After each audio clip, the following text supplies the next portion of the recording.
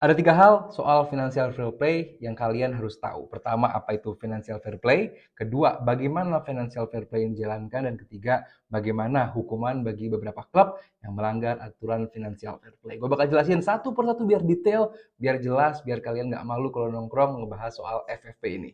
Gue bakal jelasin sesaat lagi. Di Emirates Stadium, pertandingan antara Arsenal.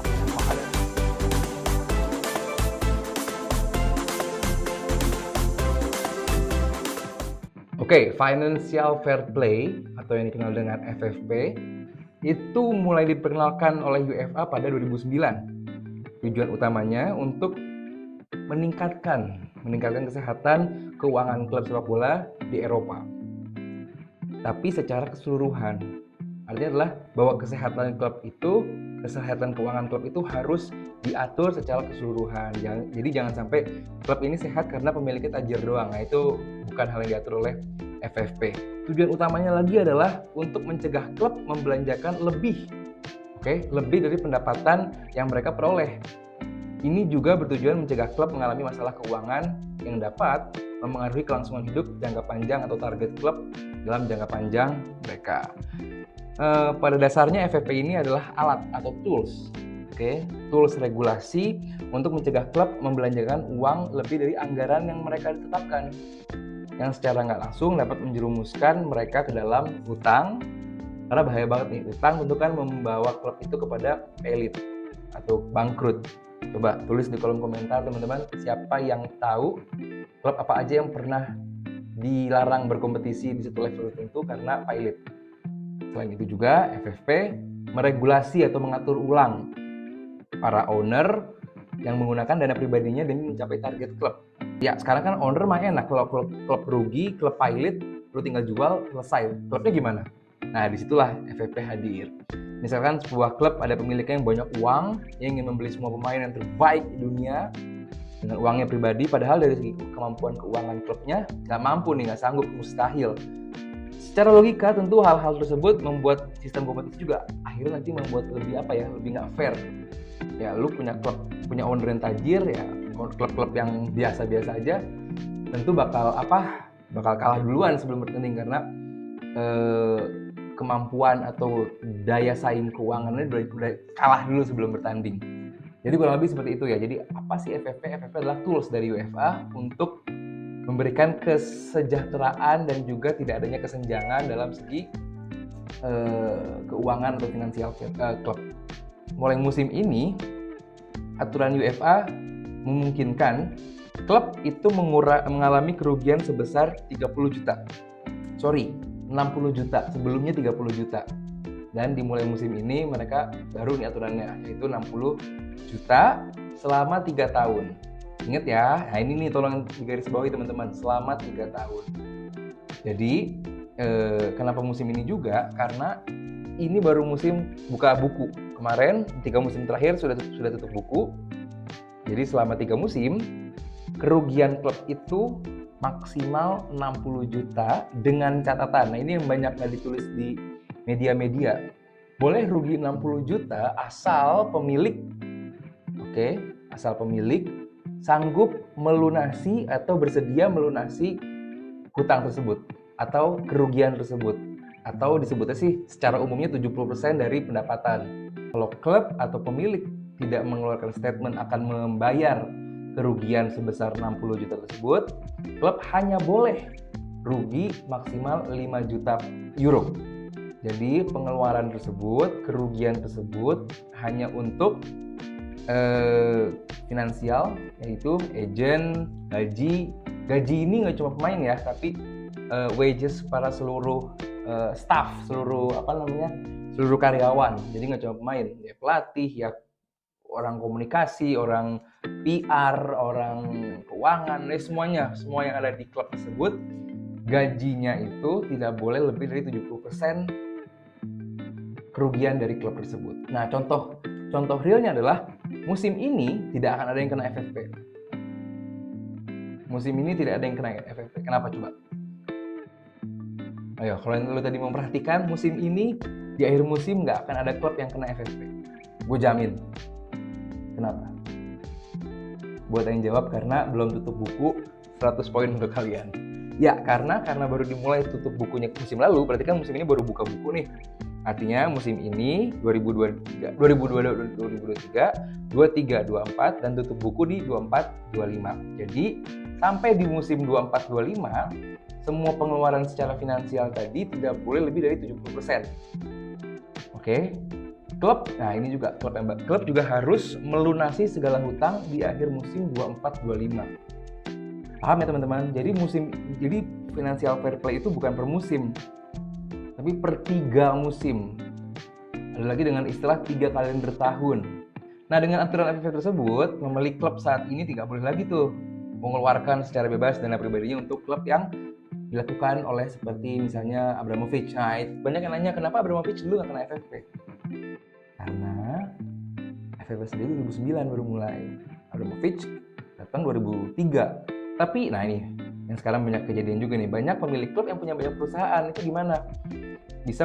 Mereka bisa menjembatani klub atau perusahaan-perusahaan mereka untuk bekerja sama dengan pihak klub. Jadi mereka punya perusahaan terus kerjasama dengan klub. Gitu. Contohnya zaman Chelsea dulu, Gazprom. Ingat teman-teman Gazprom? Lalu kalau sekarang di City ada Etisalat, nah itu kan satu holding tuh. Nah, yang diawasi oleh FFP adalah jangan sampai kesepakatan itu lebih tinggi atau lebih rendah jauh dari nilai pasar. Biasanya di tengah musim, nah ini kinerjanya nih. Biasanya di tengah musim itu UEFA bakal mengirim ke klub surat cinta. Oke, jadi ada surat cinta dikirim oleh UEFA ke klub untuk memberikan lampu hijau, kuning, atau merah. Nah, kalau kenapa pertanyaannya lalu kenapa di tengah musim? Karena di tengah musim tersebut ada winter transfer dan summer transfer atau transfer musim dingin Januarian, lalu ada transfer musim panas nih sekarang nih yang bakal kita hadapi. Kenapa surat cintanya datang di bulan atau di tengah musim? Karena cara paling instan untuk menyeimbangkan balance atau biar break even point yaitu jual pemain. Oh iya, nggak semua pengeluaran ini dihitung sama UEFA ya. Pengeluaran yang gue bilang tadi adalah yang sebatas untuk pembelian atau pembayaran orang, gaji pemain, gaji staff, terus agent, klausul kontrak, nah itu semua aja yang dihitung. Gue ambil contoh realnya biar kalian bisa membayangkan. Contohnya Arsenal atau apapun Arsenal lah. Arsenal belanja pemain 200 juta. Oke, mendatangkan pemain sebesar 200 juta. Nah, ngejualnya cuma 10 juta. Mereka melanggar nggak? Beli 200, jual 10. Berarti kan cuma 190. Berarti kan mereka utang atau rugi 190 kan? Nah, mereka itu belum tentu melanggar FFP. Karena income itu nggak cuma dari pemain. Oke, income itu nggak cuma dari pemain, tapi dari prize money, dari broadcast atau TV rights, dan juga match ticket. Arsenal atau klub-klub yang sehat tadi berani belanja gede-gedean dan jual cuma sedikit karena mereka udah nganggap income mereka sehat. Yang nggak dihitung dalam pengeluaran oleh FFP adalah development atau pengembangan, youth. Kalau nggak salah women juga, facility, klub TV. Klub TV. That's why kenapa Barcelona berani ngejual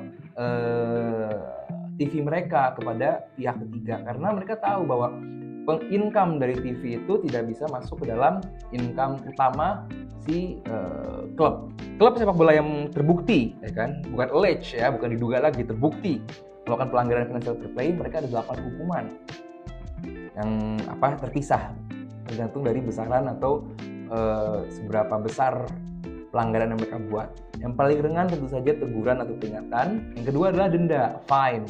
Sekarang udah level rada serius dari nomor 3 sampai nomor 8. Yang pertama pengurangan poin.